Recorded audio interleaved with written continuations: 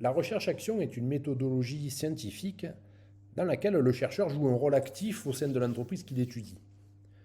Il va aider les managers à résoudre une problématique qui apparaît comme pertinente pour sa recherche personnelle. Plusieurs méthodes de recherche-action existent dont ce tableau liste les plus célèbres.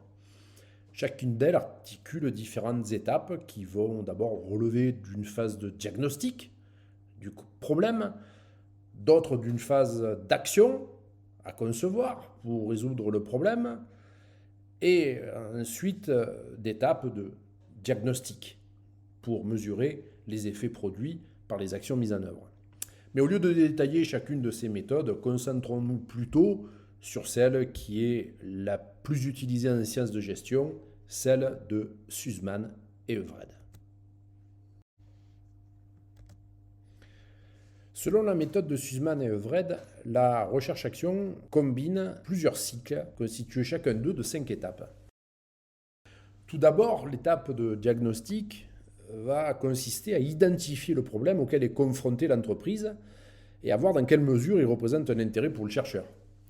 Ici, il s'agit de comprendre et formuler la problématique ainsi que l'angle sous lequel elle pourra être traitée. Pour cela, à chaque cycle, le chercheur devra choisir entre 2 options. Tout d'abord, il pourra considérer de traiter le cycle selon une approche à dominance recherche. Dans ce cas, le chercheur va puiser dans les théories existantes des solutions, des idées pour chercher à résoudre le problème.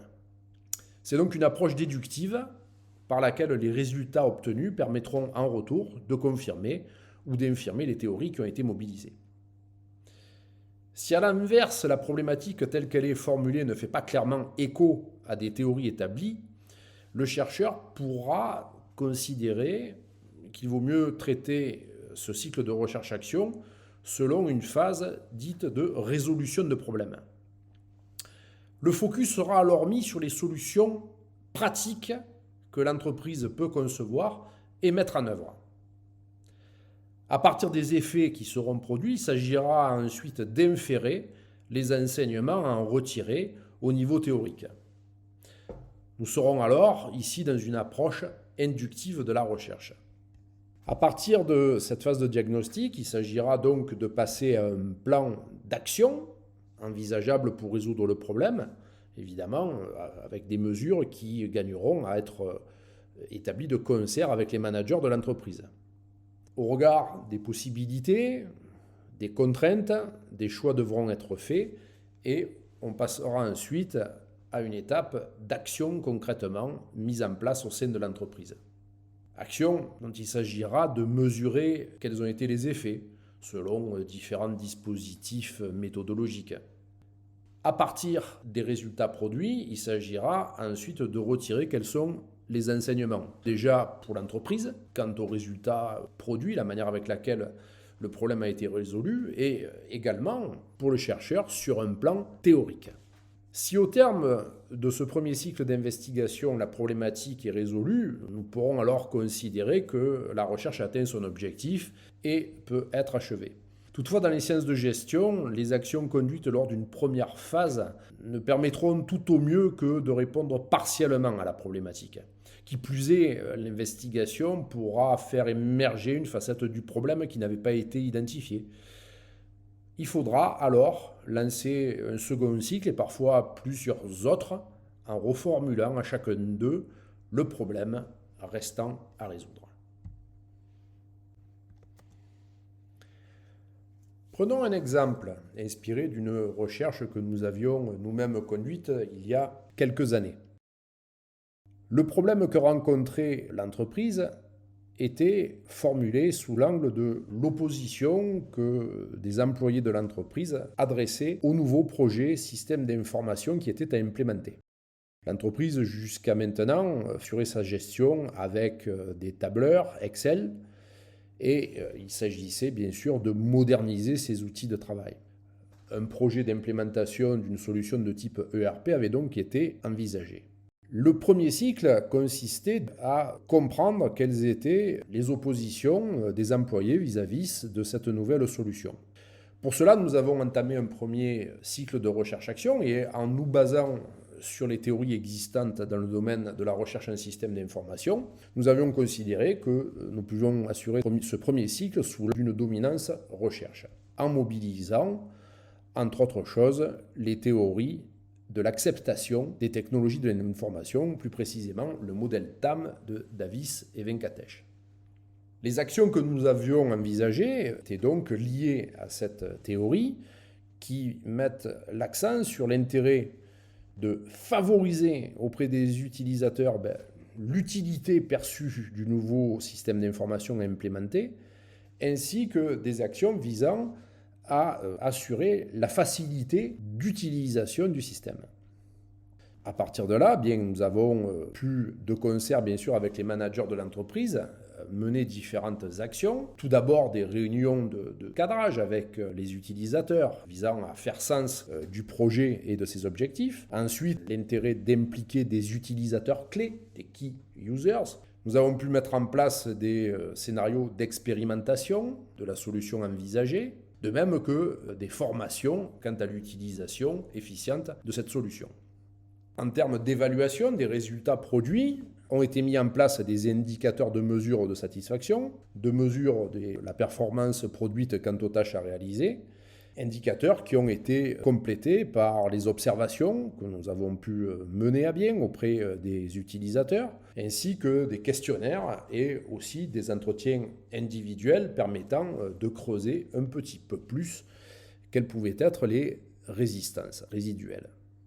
À partir de ces résultats, différents enseignements ont pu en être retirés. Ce qui est ressorti était qu'il y avait visiblement un problème de malaise social au sein de cette entreprise qui dépassait en fait le cadre de l'acceptation du système d'information. En d'autres termes, le problème n'était pas simplement lié à la facilité d'utiliser le nouvel outil, ni à l'efficacité perçue des résultats qu'il pouvait produire. Dès lors, nous avons été conduits à lancer un second cycle d'investigation et donc à reformuler la problématique. Après avoir passé déjà plusieurs semaines au sein de cette entreprise, nous avons lancé un second cycle de recherche-action. Dès lors, la problématique était de chercher à comprendre quel était ce conflit sous-jacent au projet système d'information.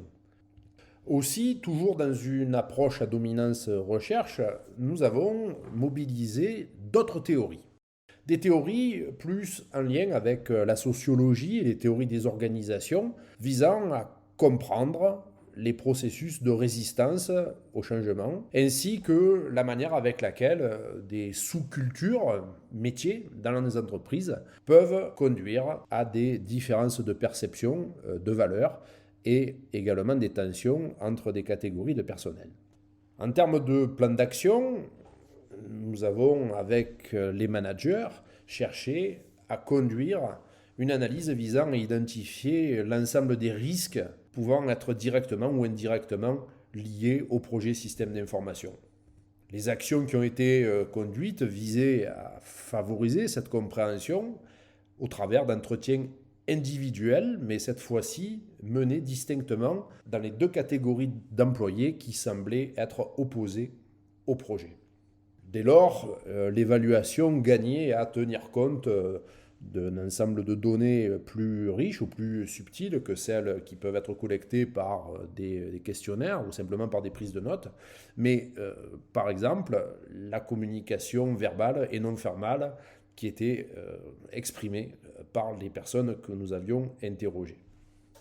Les enseignements au niveau théorique concernant ce cycle, qui lui aussi aura duré plusieurs semaines, étaient que le système d'information, en fait, induisait des résistances, non pas directement liées aux efforts à fournir pour apprendre à se servir d'un nouveau logiciel de gestion, mais davantage liées à la menace d'une perte d'autonomie d'une des deux catégories d'employés. Fort de ce constat, il s'agissait alors de reconsidérer le projet et de voir dans quelle manière celui-ci pouvait être redéfini de manière à apaiser ses craintes. Un troisième et dernier cycle de recherche-action a donc été lancé. Il s'agissait maintenant d'implémenter un logiciel qui ne serait plus perçu comme une menace potentielle sur l'autonomie des employés.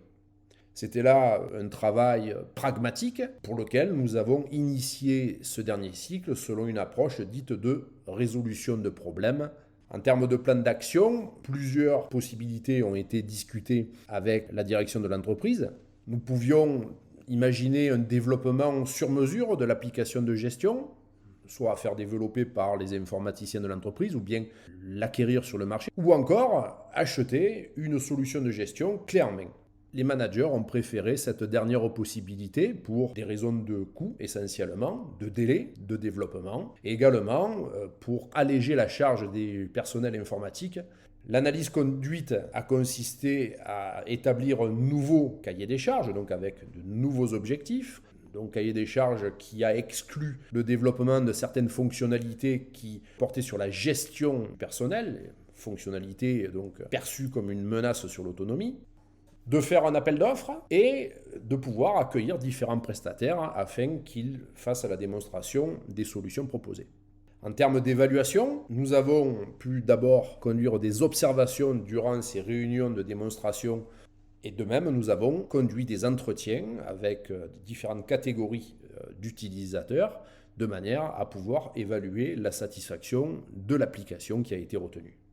En termes d'enseignement, ce troisième et dernier cycle nous aura d'abord permis de mettre en exergue les limites des théories de l'acceptation des systèmes d'information et également l'intérêt pour les managers de prendre en compte les aspects sociopolitiques qui sont inhérents au projet système d'information.